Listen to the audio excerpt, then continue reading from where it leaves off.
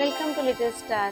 Little स्टारवर सध्या आपण श्री विष्णू यांच्या विविध अवतारांची माहिती करून घेत आहोत. पहिला अवतार होता मत्स्य अवतार. या अवताराची गोष्ट तुम्ही ऐकली नसेल तर लिंक डिस्क्रिप्शन मध्ये दिली जाईल, ती तुम्ही पाहाच. तर आज आपण पाहणार आहोत दुसरा अवतार कूर्म अवतार.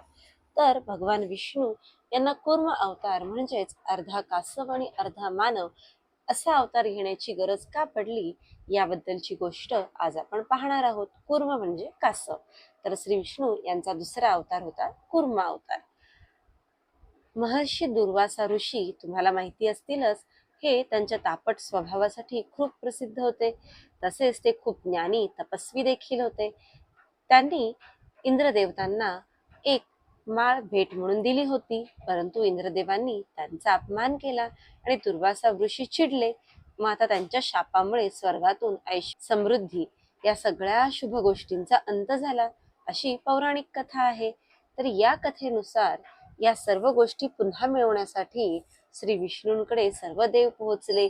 यामधल्या काळातच सर्व राक्षसांचा उत्पात वाढला होता. ते सर्व देवांना, पृथ्वीवरल्या मानवांना त्रास देत होते. तर श्री विष्णूंनी त्यांना सांगितले की तुम्ही समुद्र मंथन करा. समुद्र मंथनामधून दैवी रत्ने निघतील, अमृत निघेल आणि जो हे अमृत सेवन करेल तो अमर होईल आणि त्यांना त्यांचे ऐश्वर्य, धन, वैभव, समृद्धी सगळे काही परत. आता देवतांमार्फत ही गोष्ट असुरांचा राजा बळी याला देखील समजली.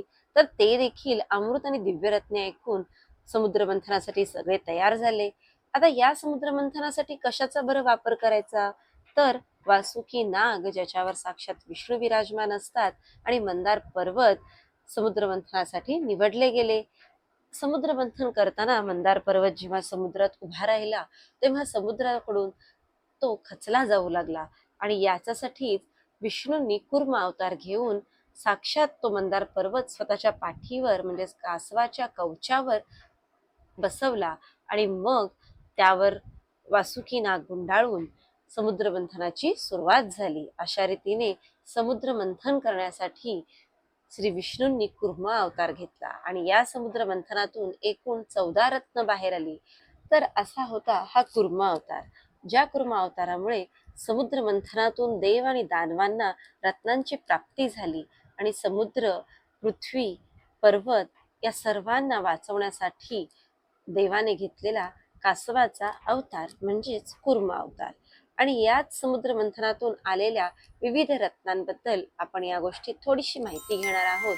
पहिले रत्न होते जे महादेवांनी आपल्या कंठामध्ये धारण केले. समुद्र मंथनातील दुसरे रत्न होते कामधेनू. कामधेनू ही गाय होती, जी कामधेनू ऋषींकडे. कामधेनू गाय ही पवित्र आणि निर्मळ होती. तिसरे रत्न होते उच्चश्रवा घोडा. उच्चश्रवा घोडा हा मनाच्या गतीने चालत असे. तो असुरांचा राजा बळी याला मिळाला. चौथे रत्न होते ऐरावत हत्ती. ऐरावत हत्ती हा इंद्रदेवांनी ठेवून घेतला. इंद्रदेवांचा तो वाहन बनला. ऐरावत हत्ती हा बुद्धीचे प्रतीक. पाचवे रत्न कौस्तुभमणी. हे रत्न भगवान विष्णू यांच्या हृदयावर आहे, ते भक्ती. सहावे रत्न कल्पवृक्ष. देवतांनी स्वर्गात कल्पवृक्ष लावले. कल्पवृक्ष हे सर्व इच्छा पूर्ण करणारे वृक्ष आहे. त्यानंतर आल्या अप्सरा. आठव्या रत्नाच्या रूपात देवी लक्ष्मी प्रकट झाल्या आणि त्यांनी श्री विष्णूंचे वरण केले. त्यानंतर आल्या वारुणी देवी. वारुणी देवी म्हणजेच मद्य, जे असुरांनी ग्रहण केले. 10वे रत्न आले चंद्र. महादेवांनी आपल्या डोक्यावर चंद्र. 11वे रत्न आले पारिजातक वृक्ष. थकवा घालवण्यासाठी हे झाड स्वर्गामध्ये विराजमान झाले. पांचजन्य शंख हे जे भगवान विष्णूंच्या हातामध्ये आहे. 13वे आणि 14वे रत्न म्हणजेच धन्वंतरी आणि त्यांच्या हातामध्ये असणारा अमृत कलश. या अमृत प्राशनाने सर्व देवांना सार्वभौमत्वाची पुन्हा एकदा प्राप्ती झाली आणि अशा रीतीने श्री विष्णू यांच्या कूर्म अवताराची समाप्ती झाली. आजची गोष्ट आवडली असेल तर लिटल स्टारला लाईक, शेअर, सबस्क्राईब करा. थँक्यू.